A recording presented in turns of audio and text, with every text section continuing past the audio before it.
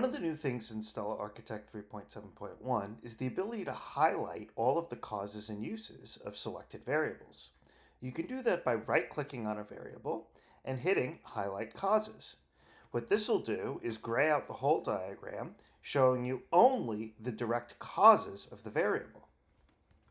This stacks nicely, so you can, if you wanted to show all of the causes and uses of deaths, you can then right-click and highlight Uses, and see all of the causes and uses of deaths. Likewise, we could then right-click on births and highlight the causes and continue to build out a diagram of highlights.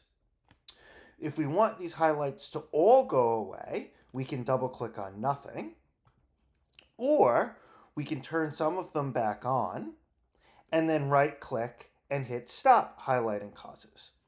One of the most useful pieces of this functionality is to support you sharing diagrams in PowerPoint.